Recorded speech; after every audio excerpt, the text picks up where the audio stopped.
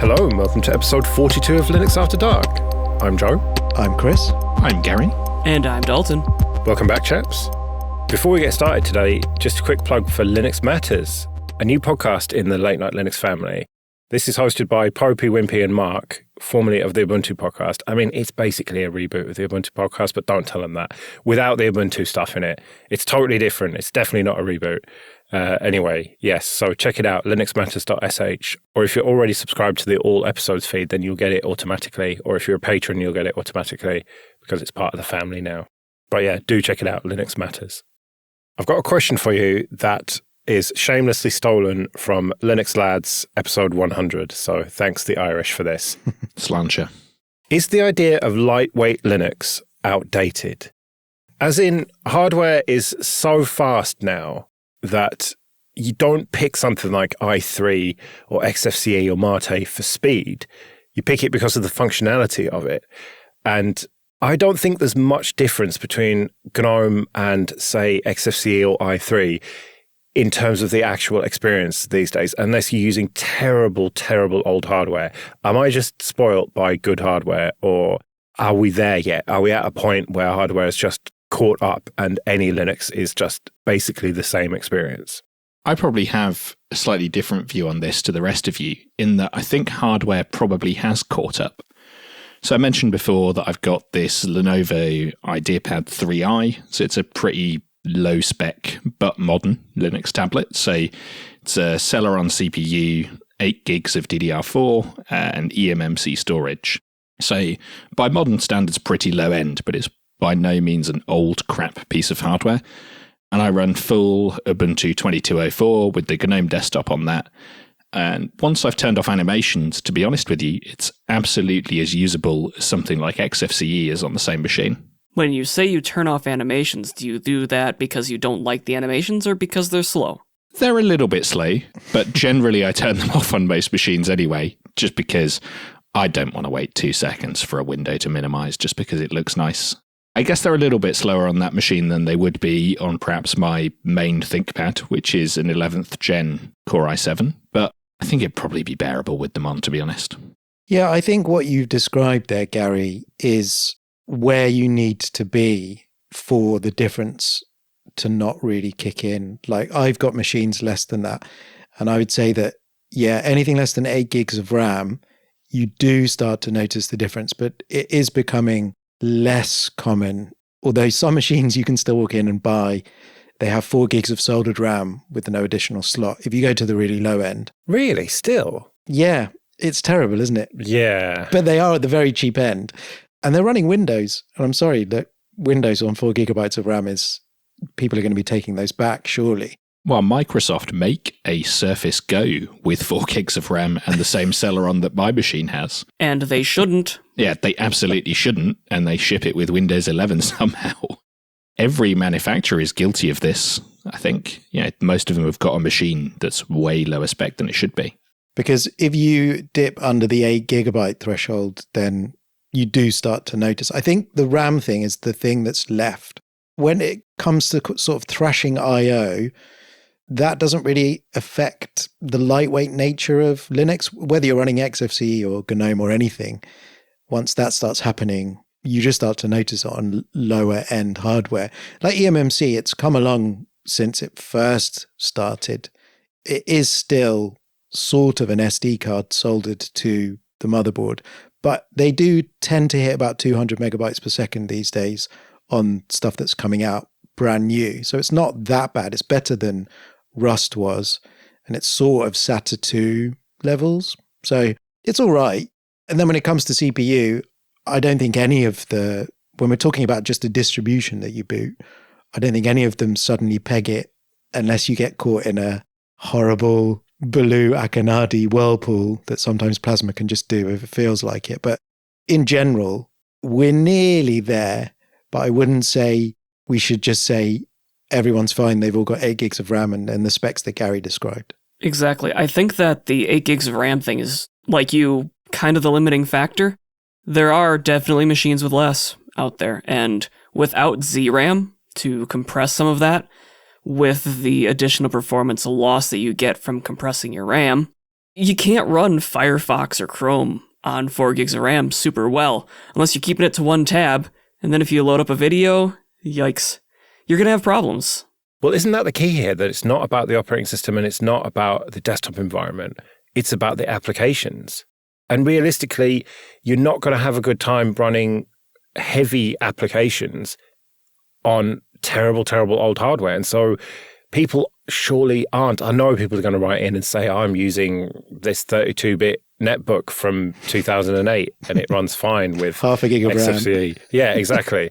But that's always been my experience, is that it's fine. You can get the operating system, the desktop environment up and running, and GNOME is even fine. But the second you start opening Chrome or Chromium or Firefox and then 10 tabs, that's when it all just falls to bits.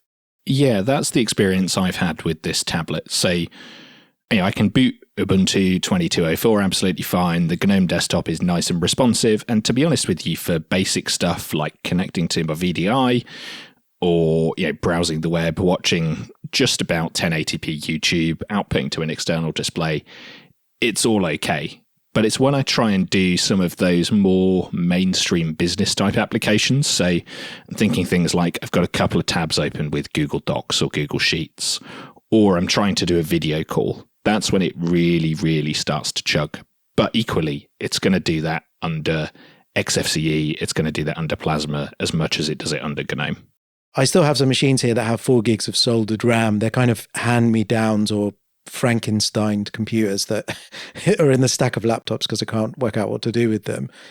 You boot GNOME on that, and really it's only GNOME. I'm sorry to single it out, but that is the only one now that I would boot and still feel. Now, again, we'll probably get people writing in saying, no, 44 is incredible. It uses like 1 megabyte of RAM when you boot it. That's fine. I'll happily test it again. That's fine. But my experience to this point on those machines has been that's the only one left. Like with Plasma, I think Plasma has become incredibly light. I think for ages people used to beat on it a bit. I know Wimpress sometimes gets on his high horse because these blog posts appear RAM usage of the Linux desktop environments in whatever year, and the metrics are skewed because it's in a virtual machine or they're not reading the output of what is free and what is cached, etc. But Plasma now, for ages on those charts, it will be higher, but it's very svelte now. It's comparable to Mate and XFCE, whereas there is a slight creep up with GNOME. And as I say, I haven't tried 44, so please don't throw bits of your beard at me. Don't at me. Yeah.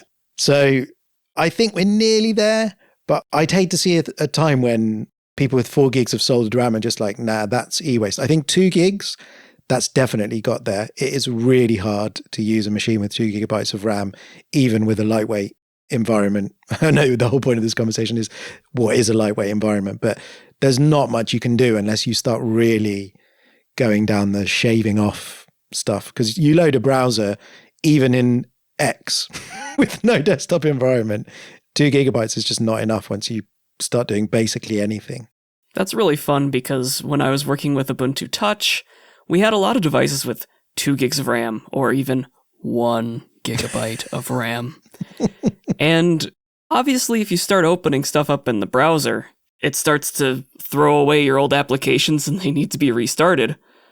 But I guess I don't know how we got here.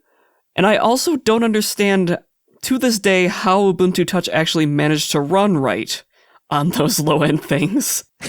Canonical had some black magic inside of it at some point. I mean, it doesn't feel like that long ago to me, where my main machine still had 3 gigs of RAM. But I think that's probably more the passage of time than anything else. Yeah, I mean, Chromebooks were being sold brand new with 2 gigs of RAM and were usable. I bought a number of them for a time, but we're going back 4 or 5 years. And I do think there has just been the creep of progressive web apps and Chromebooks. People are like, oh, we can just dump this in the browser because there's a large market share of people that will only be able to access this platform in this way. So we're going to put our shoulder into it. Yeah, I think you're right. I think if I was just running kind of standard desktop apps that were either Qt or whatever, then I'd be fine. It's when I start throwing Electron apps or when I start opening a browser and opening progressive web apps, it's really the problem. I don't think I'd particularly hesitate to give someone who wasn't connecting to the internet and was just using LibreOffice and a few offline apps a machine with 2 gigs still. I think that probably would be okay. On the bright side, Linux is still infinitely better than Windows in this regard. Mm-hmm. I tried to use Discord in Windows on my Surface Go, the first generation, the other day, and even just loading up the text chat function took a few seconds per chat, and trying to join a voice, forget it. But I installed Linux on it. I installed Bodhi. We'll get to that. And Chromium opened basically instantly, and I could actually use the apps and get on Discord, and all of this stuff actually worked. So still, way better than Windows. Okay, this episode is sponsored by ServerMania. Go to servermania.com/LAD to get 15% off dedicated servers recurring for life. ServerMania has over 2 decades of experience building high-performance infrastructure hosting platforms for businesses globally. They offer a wide range of fully customizable dedicated cloud, co-location, and IP transit services and free initial consultations. ServerMania offers a 100% uptime SLA and some of the best bandwidth pricing in North America on network speeds of up to 20 gigabytes per second in 9 locations worldwide. With ServerMania, every customer receives a dedicated account manager, free 24/7 live chat and support, with one of the quickest response times in the industry. So go to servermania.com/LAD to find out why my friend Alan Jude has been a ServerMania customer for over 5 years. Use the promo code LinuxAfterDark to get 15% off dedicated servers recurring for life. That's servermania.com/LAD and promo code LinuxAfterDark. Let's do some feedback then. Gibson wrote in to say, "You discussed lots of approaches to taming Windows telemetry on the latest show, but you missed my personal favorite, O&O Shut Up 10+. Catchy name. It's a single UI to display all of the Windows settings and registry keys you might want to flip, and even provides a button to set all of O&O's recommended defaults. It's freeware, not open source unfortunately, but being able to make a Windows install sane in under a minute is wonderful." For me, the not open source is a deal breaker. If I'm giving something root on my machine, even if it's a Windows machine, and we'll ignore the fact that the OS is full of crap anyway, I'm not going to give it root and give it permission to execute random PowerShell scripts and add stuff to the registry if I can't actually see what it's doing in the background, unfortunately. Yeah, I tend to treat my Windows installations as not really part of my mainstream computer life. So rather than trying to strip all of that out, I'm like, right, this is a bit of a mucky JPEGs moment. I have to use this. So I'll just do it and then feel ashamed afterwards. Yeah. So they've never interested me, these stripping tools, but I am in the fortunate position where professionally and personally, I get to daily drive Linux. If I had to use Windows a lot more, I would be looking into this. But yeah, it is a bit difficult that it's proprietary software fighting proprietary software. That's unfortunate.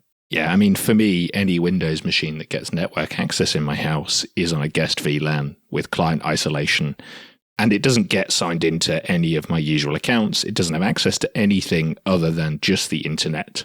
So, yeah, I kind of am in the same boat as you, Chris. I just don't bother. If it wants to send telemetry on like the 1 or 2 things I do on Windows, which at this point is just the OBD reader for my car, then it can go ahead. What about you, Dalton? Are you going to install this then? Well, as a Windows user, absolutely not.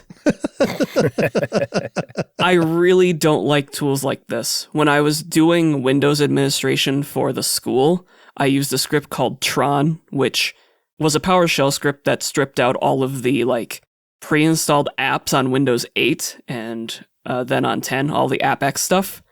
But that was as far as I was going to go with it. I also set the group policies to turn off telemetry, but that slowly started working less and less through the years. I feel like things like this are just designed to break your installation in the same way that we say, don't break Debian and don't break Ubuntu. This feels like the same thing for Windows. Is this like the PPA of the Windows world? The PPA of the Windows world.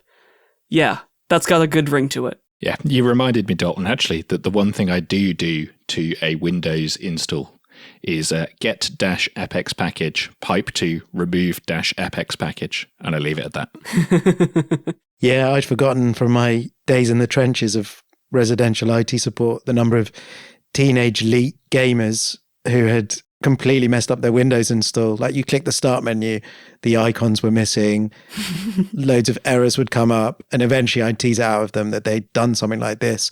And I'd be like, but it's like kind of pulling bits out of a car at random because you don't like how they look, and then expecting to get in it and pop to the shops, and then everything starts going wrong. So all right, well, we've got quite a lot of feedback on the workspaces thing. Alex said, when it comes to workspaces, I think I found Sway to have the most flexible approach. You can create an independent set of workspaces that are attached to specific monitors or just switch to any workspace you want from any monitor. And Crafty said, I use i3, which seems to allow for exactly what this person was asking for, separate workspaces on each monitor. It might not be the most user-friendly option, but I just wanted to put it out there. And Jeff said, to the person asking about multi-workspaces with multi-monitors, Enlightenment Window Manager.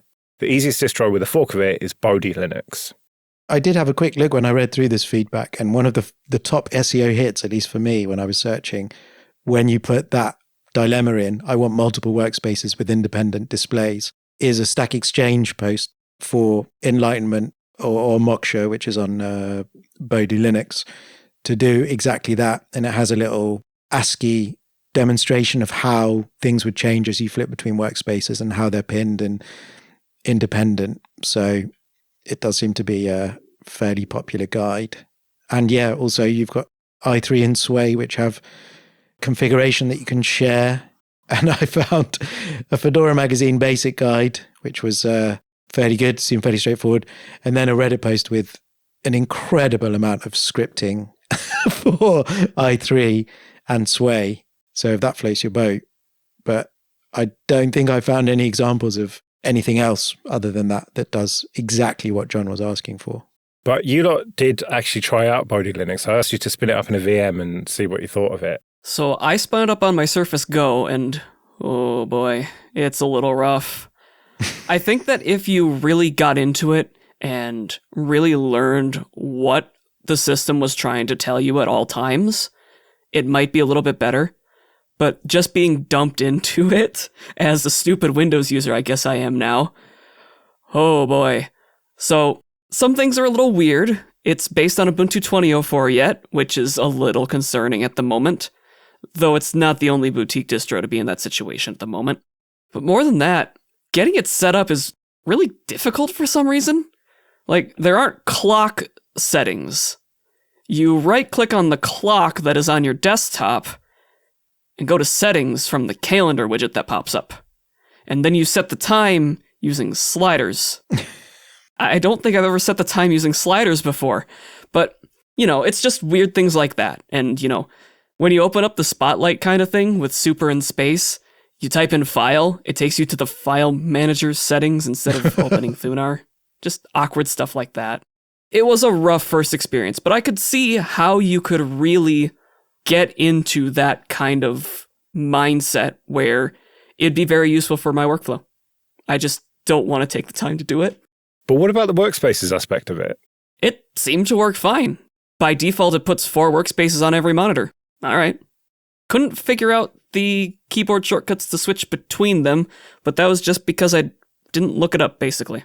I think it's Control-Alt-Arrow keys, I think. At least that worked for me. Although I did try 2 iterations. I tried live booting Enlightenment and also Bodhi. I did play with Bodhi quite a lot when Chromebooks first got sort of hacked open with a custom BIOS, because at first the hardware needed a lot of bring up. And there was a guy called Huge Green Bug that ran a site called DistroShare, and he would publish ISOs that had that bring up slipstreamed in, so you didn't have to go through it or run a script or anything. You could just install from the medium, and it would do things like, because there was no EFI BIOS, a lot of the hardware was tricky in the legacy boot.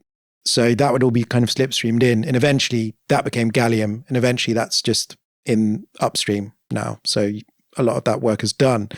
But Bodhi was often recommended because the machines were quite low end. And so I did play with it quite a bit then, but I found it a bit like you, Dalton. It was taking too much work to get it from how it arrived to how I wanted it to be. Also, this is like 2015. I'm sure I'm a bit more experienced now. I could probably script some of that stuff and make it quicker. but it just didn't look the way I wanted it to look out of the box.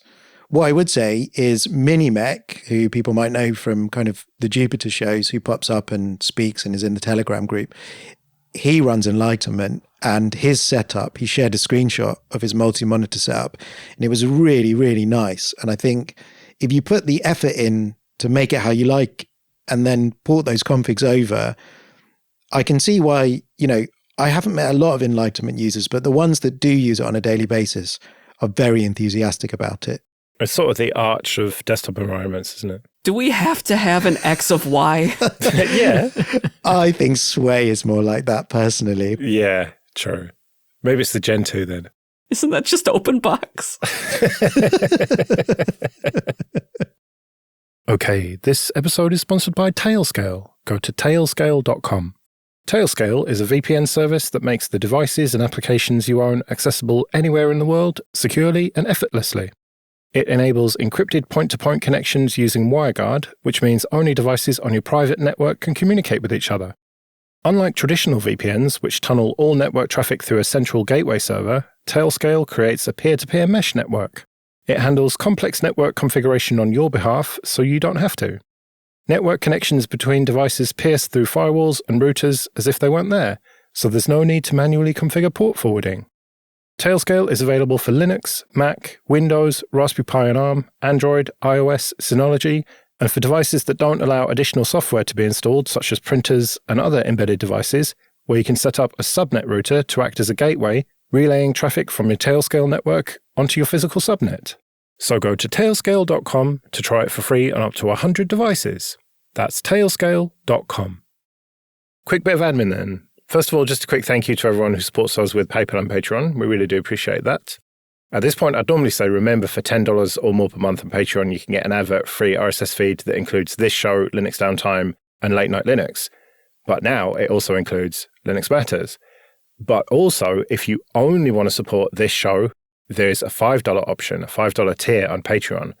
It's better value to pay $10 and get all 4 shows, but some people have asked about it, so it's there if you want it. And if you want to send any feedback or challenge suggestions or, I don't know, stuff we might want to talk about, then you can email show@linuxafterdark.net. I had a bit of a strange thought the other day and came up with a concept of digital waste. And this came from thinking about all of the YouTube videos that get uploaded that are just automated and no one's ever going to watch them. And they're just sitting there on a server somewhere. All of the stuff that archive.org has on their servers.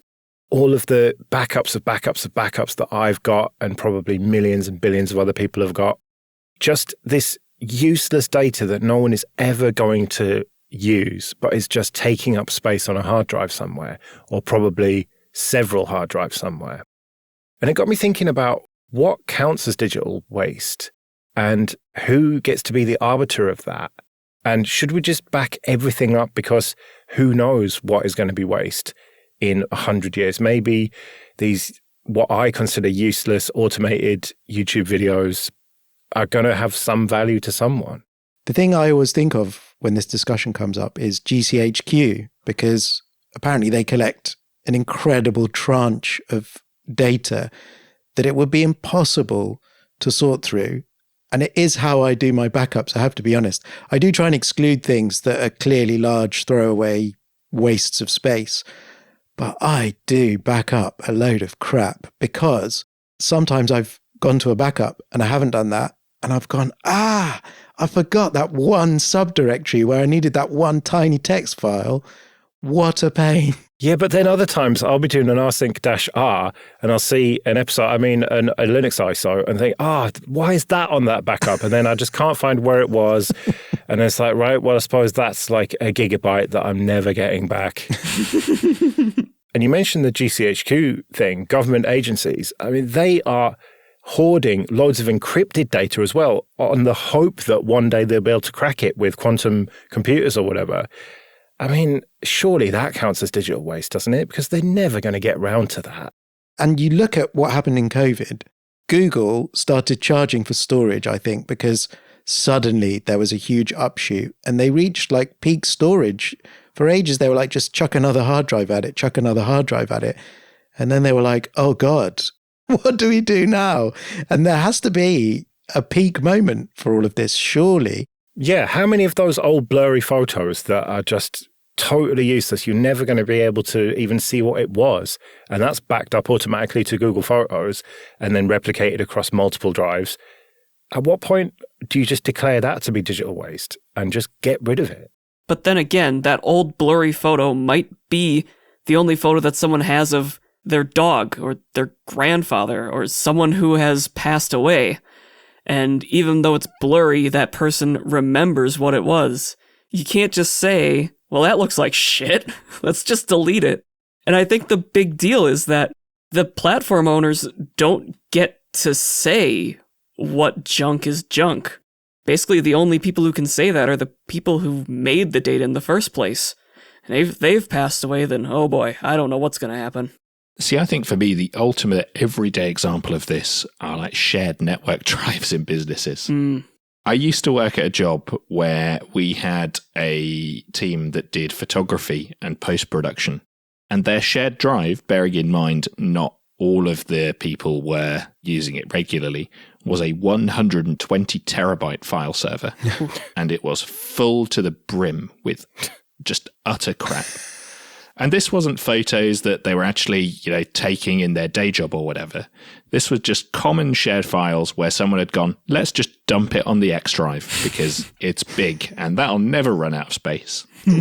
And as the sysadmins in that situation, we were backing that up and it went from 5 LTO6 tapes to 10 LTO6 tapes to 20 LTO6 tapes. And we were paying to store these all in Iron Mountain or somewhere.